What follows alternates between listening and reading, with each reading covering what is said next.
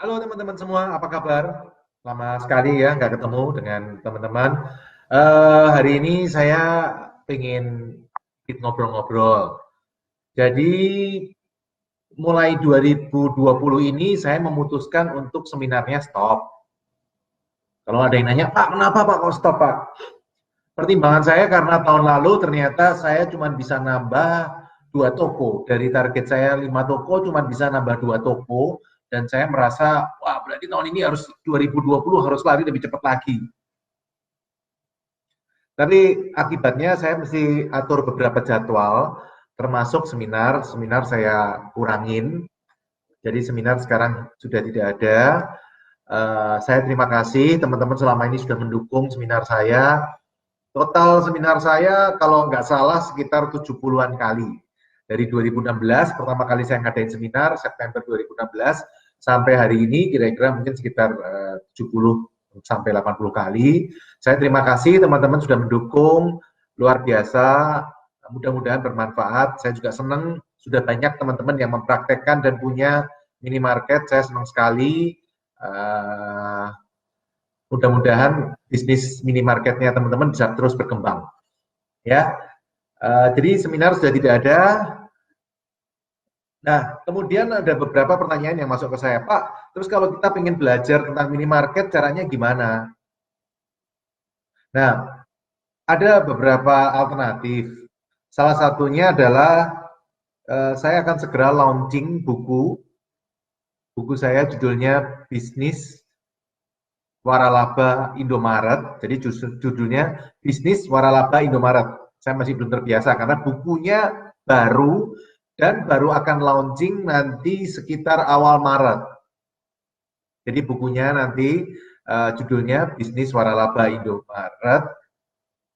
Kurang lebih tebelnya 107 halaman plus bonus plus segala macam lah ya.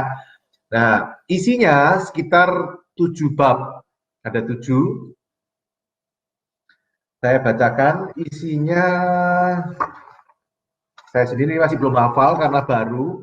Proses membuat ini kira-kira sekitar 2 tahun. Jadi 2 tahun terakhir saya membuat buku ini. Mudah-mudahan bermanfaat ya untuk teman-teman. Buku ini terdiri dari 7 bab atau 7 langkah. Yang langkah pertama adalah memulai investasi Indomaret. Nah, di sini saya cerita bagaimana saya sharing bagaimana saya dulu mulai investasi di Indomaret dan ternyata sekarang sudah berkembang sampai hari ini dan saya merasa puas karena menghasilkan passive income dan passive income ini juga bisa dipakai untuk membayar angsuran atas properti itu. Jadi saya punya passive income tapi sekaligus punya propertinya sehingga saya merasa bahwa itu bagus untuk teman-teman juga. Jadi yang bab 1 tentang langkah memulai investasi Indomaret. Caranya bagaimana? Nah, yang kedua, bab kedua atau langkah kedua, isinya tentang mengenal minimarket waralaba. Kenapa kok milih waralaba? Kenapa nggak merek sendiri? Kenapa kok merek waralaba? Kenapa harus kita memilih waralaba? Pak, kalau kita pakai merek sendiri kan untungnya lebih besar, Pak, dibanding pakai waralaba. Kenapa Pak Pipo malah pakai waralaba? Nah, itu saya jelaskan di langkah kedua. Kemudian bagaimana cara memilih waralaba yang baik. Nah, mungkin kalau teman-teman sekarang pengen memilih waralaba, mungkin bisa dibaca di buku ini, cocok nggak untuk teman-teman. Pengalaman pribadi saya, nanti saya di buku ini cerita tentang pengalaman pribadi saya, pertimbangan-pertimbangan apa yang menurut saya perlu dalam memilih waralaba yang baik. Nah, pertanyaan berikutnya adalah isinya juga tentang kalau untung, kenapa pewaralaba kok menawarkan waralaba? Kenapa nggak untungnya dimakan sendiri aja, Pak? Kenapa harus dibagi-bagi ke terwaralaba franchisee saya, ini termasuk namanya terwaralaba. Kenapa kok pewaralaba yang punya merek mau bagi-bagi profit? Contohnya Indomaret kok mau bagi-bagi profit ke orang-orang yang mengambil minimarket waralaba, kenapa? Nah, saya akan jelasin di buku itu. Apakah minimarket waralaba akan mematikan usaha kecil? Saya juga akan jelasin apakah waralaba ya, monopoli atau demonopoli. Nah, itu tadi di bab kedua. Bab ketiga lebih teknis. Langkah ketiga isinya adalah mempersiapkan minimarket waralaba. Prospek minimarket ini seperti apa? Ada di sesi 3 di langkah ketiga ini. Kemudian mengapa minimarket kok saling tempel-tempelan ya Pak? Yang merah sama biru kok tempel-tempelan terus-terusan, kiri ada biru, kanan ada merah, atau kanan ada biru, kiri ada merah. Jadi saling tempel-tempel kenapa? Nanti saya akan jelaskan di buku ini juga. Kemudian minimarket masa depan setelah ada online, itu apakah minimarket masih bisa bertahan atau akan terbentuk minimarket tipe baru. Nah, di buku ini saya jelasin juga. Kemudian bagaimana supaya kalau kita ditempel kompetitor, kita tetap bisa survive, akibatnya apa bagi kita. Nah, caranya bagaimana supaya kita bisa survive, nah itu akan saya jelasin di bab ketiga ini. Terus ada juga ini untuk menjawab pertanyaan kenapa ada minimarket yang tutup. Nanti saya jelasin juga di bab ketiga ini. Resiko investasi minimarket waralaba. Setiap investasi termasuk minimarket waralaba pasti ada resikonya. Tidak ada investasi yang risk free, itu tidak ada teman-teman. Nah, tapi kita harus mengenal resiko-resikonya apa, terus preventif atau penanggulangannya seperti apa, supaya terjadinya sekecil mungkin ke kita, dan kalau terjadi apa yang harus kita lakukan. Nah, itu saya jelasin di bab ketiga. Terus bagaimana caranya minimarket ini saya pakai untuk investasi properti. Seperti teman-teman tahu bahwa saya melihat dan saya selama ini senang sekali dengan minimarket waralaba, tapi sebenarnya tujuan utama saya bukan ingin jadi pengusaha minimarket. Tujuan utama saya adalah saya ingin investasi properti. Jadi gampangannya gini teman-teman, logikanya ya. Saya pengen investasi properti, tapi kan modalnya terbatas nih, nggak punya uang. Atau kalau punya uang juga mungkin teman-teman punya uang tapi nggak mau keluar uang gitu kan. Oke, nggak ada masalah. Nah, intinya adalah modalnya terbatas. Bagaimana caranya kita investasi properti dengan modal sekecil-kecilnya. Caranya dengan pinjam bank atau uang orang lain. Nah, kemudian kalau pinjam orang lain kan berarti kita harus mengangsur, membayar cicilan. Caranya gimana supaya kita nggak keluar dari kantong pribadi kita? Caranya dengan tanah yang dipakai untuk yang dibeli itu kita bikin bisnis. Karena kalau teman-teman sewakan itu paling cuma 2-3% setahun. 5% sudah hebat. Teman-teman kalau bisa sewakan properti senilai 5% itu sudah hebat per tahun. Ya, biasanya 2-3%. Nah, kalau minimarket waralaba pengalaman saya nilainya bisa cukup bagus dan bisa kalau kita jeli kita bisa mendapat minimarket yang income-nya lebih besar daripada angsurannya. Sehingga otomatis setiap bulan dia akan membayar angsurannya sendiri. Nah, yang ketiga, tinggal teman-teman belajar caranya DP sekecil-kecilnya. Teknik ini saya sebut komodo, kerja ogah. Caranya gimana kita nggak kerja, properti kita menghasilkan passive income bagi kita. MO, membayar angsuran juga ogah, kita nggak mau bayar angsuran, properti itu yang menghasilkan passive income, harus passive income-nya lebih besar dari angsuran, sehingga dia bisa membayar angsurannya sendiri. Nah, yang ketiga, DO, komodo. DO adalah DP juga ogah. Kita harus belajar caranya gimana supaya kita dengan uang muka atau DP sekecil-kecilnya kita bisa mendapatkan transaksi properti yang menghasilkan MO dan KO tadi. Oke. Nah, kapan waktu yang tepat untuk berinvestasi minimarket waralaba juga saya bahas di sesi di tahap ketiga atau langkah ketiga ini. Langkah keempat akan membahas tentang membangun minimarket waralaba. Caranya bagaimana?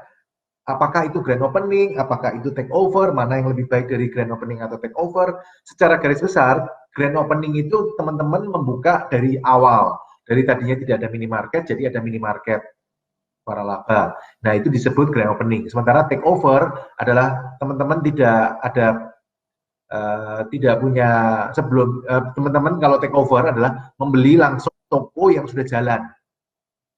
Tokonya itu biasa milik Indomaret. atau franchisor. Nah, itu disebut takeover. Mana yang lebih baik? Lebih baik grand opening atau takeover yang resikonya lebih kecil. Tapi takeover problemnya tanahnya sewa. Kalau grand opening kita bisa pilih tanah yang beli. Nah, takeover dan grand opening mana yang lebih baik akan dibahas di buku ini. Lebih baik beli atau sewa, Pak? Oke. Buka, kalau di luar kota repot nggak, Pak? Nah, itu akan dijawab di langkah keempat.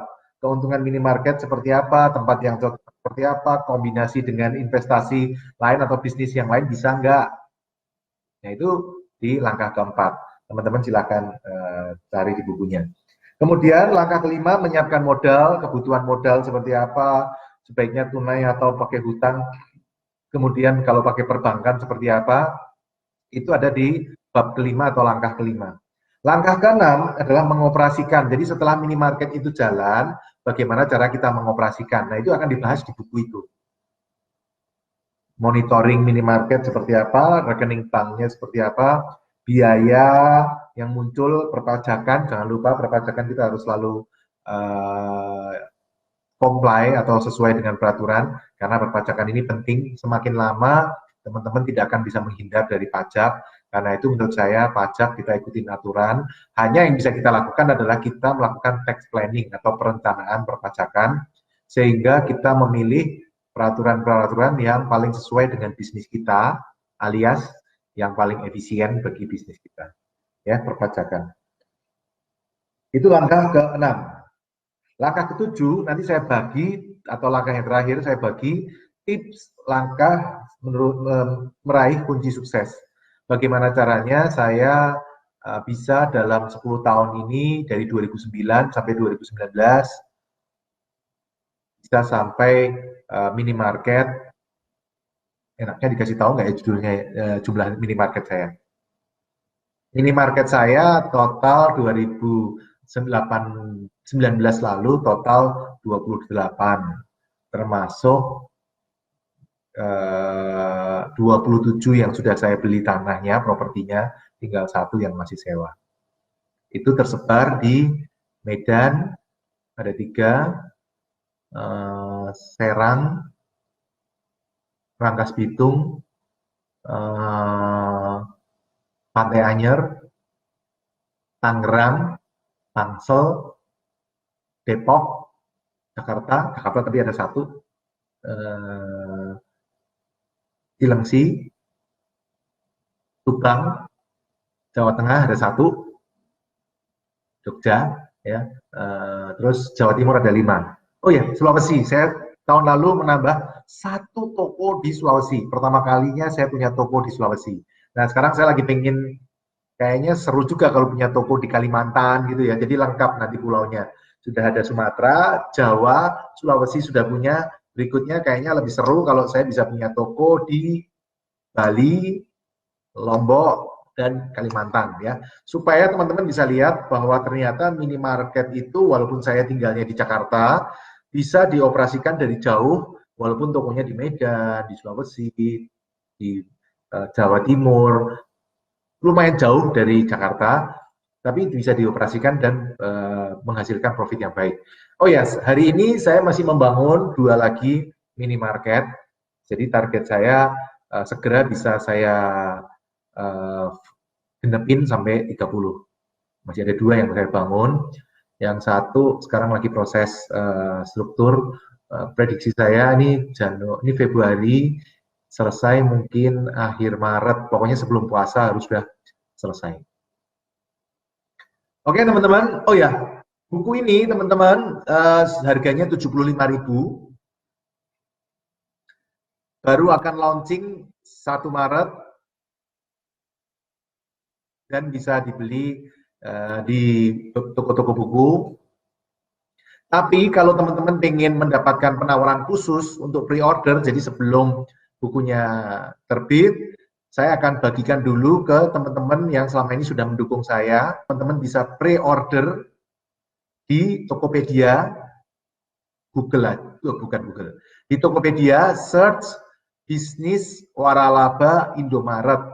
Nanti itu akan mengeling ke satu toko yang menyediakan fasilitas pre-order. Pengen koleksi buku yang ada tanda tangan penulisnya, teman-teman info, nanti saya akan tulis nama teman-teman siapa, khusus untuk 50 orang pertama. 50 orang pertama yang order, kalau teman-teman info, mau ditulis nama teman-teman boleh, atau nama pasangannya, atau nama temennya yang perlu dikasih. Mungkin temennya ini, Pak, kayaknya dia cocok loh Pak, harus belajar tentang properti, harus belajar tentang passive income, minimarket, atau dia punya minimarket tapi sibuk. Nah, teman-teman pengen kasih hadiah buat dia. Nah, bisa, buku ini juga bisa, teman-teman tulis info ke admin, tolong ditulis pesannya ini, misalnya semangat, atau selamat ulang tahun. Nah, nanti di bawahnya saya akan tanda tangan. Saya tahu ada beberapa yang kolektor seperti ini, dan saya berharap juga teman-teman yang dikasih akan mendapatkan manfaat yang luar biasa. Teman-teman kan senang kan kalau temennya berhasil, sukses, pasangannya berhasil atau sukses, atau mungkin saudaranya berhasil dan sukses, pasti teman-teman suka. Kita senang kok kalau orang berhasil. Saya juga senang kalau teman-teman berhasil, saya juga senang sekali. Tapi syaratnya cuma satu, teman-teman. Jangan buka toko kompetitor di sebelah toko saya. Ya, itu namanya jeruk makan jeruk. Namanya satu guru satu ilmu dilarang saling mengganggu. Jangan buka toko di sebelah toko saya. Warnanya biru. Oke, teman-teman, dari saya cukup. Terima kasih acara hari ini. Saya juga menyapa dulu nih Pak Aki. Terima kasih Pak Aki sudah bergabung. Pak Justin Hidayat, halo apa kabar? Ini orang paling cantik sedunia, Nuke juga sudah bergabung. Pak Justin tanya, Pak kalau 2020 stop seminar, 2021 buat seminar, enggak, kayaknya sih planning saya enggak. Teman-teman nanti belajarnya dari buku aja, saya sudah bikin buku, teman-teman bisa baca di situ. Orang-orang juga kalau nanya ke saya tinggal baca buku dulu dah. Kalau sudah baca buku baru ngomong lebih detail ke saya. Jangan pertanyaan yang basic-basic sekali ditanyakan ke saya. Contohnya, Pak, punya minimarket waralaba itu repot nggak sih Pak? Aduh, saya udah bosan pertanyaan seperti itu. Baca buku aja, tidak repot. Saya punya 28 minimarket, sampai hari ini saya nggak pernah ngurusin. Satu-satunya toko yang sering saya datengin adalah toko yang letaknya di bawah kantor saya. Itu saya sering datengin. Dan ternyata setiap saya datengin malah saya tambah stres. Kalau toko-toko saya di luar kota, saya tuh nggak stres. Kenapa? Yang penting tahu profitnya segini selesai. Ya kan? Profitnya 25 juta, profitnya 50 juta. Sudah, nggak stres Pak. Bu. Tapi begitu toko itu letaknya di bawah kantor saya, tiap hari saya liatin, saya stres. Kenapa? Kemarin Jumat, kemarin minggu lalu Senin, saya lihat rak roti kosong. Ini gimana pengirimannya belum datang nih? Selasa kosong juga. Rabu baru datang langsung habis. Padahal roti itu kan margin bagus. Dan daerah sini orang suka makan roti, orang kantor kan suka makan roti karena pagi buru-buru cepat-cepat makan roti. Kamis habis, Jumat baru datang banyak. Padahal kan kalau Jumat datang banyak, Sabtu pada libur kantor. Sabtu, Minggu libur, rusak nanti. Jadi saya malah jadi tambah stres. Jadi kayaknya minimarket lebih enak kalau posisinya di luar kota, jangan diliatin, tambah stres. Ya itu mungkin operasional kali ya, rumitnya operasional. Tapi sebenarnya teman-teman, kalau toko yang di bawah kantor saya itu profitnya bagus loh teman-teman, not bad, oke. Tapi ketika kita masuk ke dalam, malah tambah stres. Jadi saran saya, kayaknya lebih enak punya minimarket di luar kota, kita nggak perlu lihat, kita monitor setiap tanggal 15 dari laporan keuangan aja. Jadi menghilangkan stres, ya kan? Kita jadi punya banyak waktu dengan orang-orang yang kita cintai. Ya, oke. Baca lagi. Pak Nugroho, Pak Yugo, terima kasih sudah bergabung. Ini tokonya sudah berapa? 3 atau 4, ayo. Kemarin yang Malang gimana? Tokonya bagus nggak? Mudah-mudahan bagus ya. Tambah lagi dong. Ditunggu beritanya. Pak Grace, aduh Pak Grace ini temannya Pak Yugo juga sudah bergabung. Terima kasih. Gimana tokonya yang kemarin di Sulawesi, bagus nggak? Mudah-mudahan bagus ya. Toko saya di Sulawesi bagus loh yang kemarin. Pak Rekso, selamat sore. Bu Yunita di Australia, selamat bergabung. Terima kasih. Pak Dian telah bergabung. Oke. Kalau dibagi rata-rata setahun hampir 3 ya Pak. Ya, tapi sebenarnya saya, ini maksudnya dia pertanyaannya, toko saya kan sekarang 28, 10 tahun, berarti hampir 3. Iya, tapi saya kasih gambaran ya. 2009 saya tuh 1 toko, 2010 2 toko, 2011 4 toko, 2012 4 toko, 2013 1 toko, 2014 1 toko, 2015 4 toko. Jadi rata-rata sih 4 seharusnya. Pak Arai Faisal, terima kasih sudah bergabung. Pak Irwan Franciscus, terima kasih sudah bergabung. Terima kasih Pak Yugo, Pak Aan, Pak Pipo pesan bukunya. Untuk teman-teman yang mau pesan buku, silakan langsung ke Tokopedia. Pesan sebelum terbit, pre-order namanya.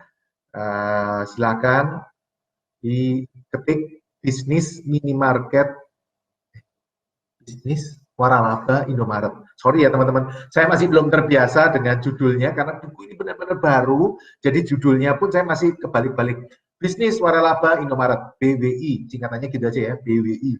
Bisnis waralaba Indomaret. Pak Danang, terima kasih sudah bergabung. Pak Arai Faisal, terima kasih. Pak Sony, apa kabar Pak Sony?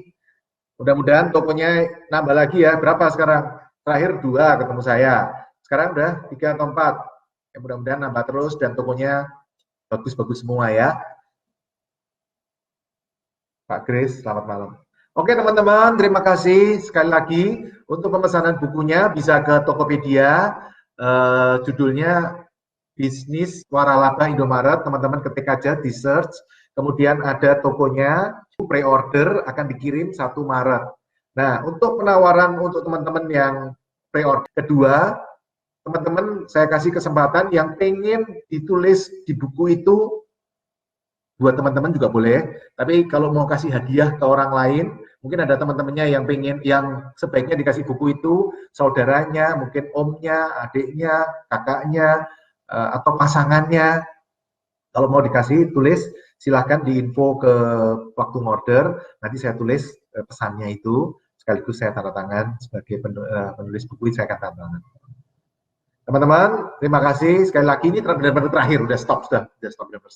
Terima kasih. Saya minta maaf kalau ada salah kata, salah ucapan, atau hal-hal yang kurang berkenan, saya minta maaf. Tapi intinya satu, saya ingin teman-teman sukses, punya banyak properti, punya banyak passive income, sehingga kita semua punya banyak waktu dengan orang-orang yang kita cintai. Investasi yang terbaik adalah dari otak kita. Karena itu, subscribe channel saya, dan ikuti terus video-video saya. I'm Pico Lendar.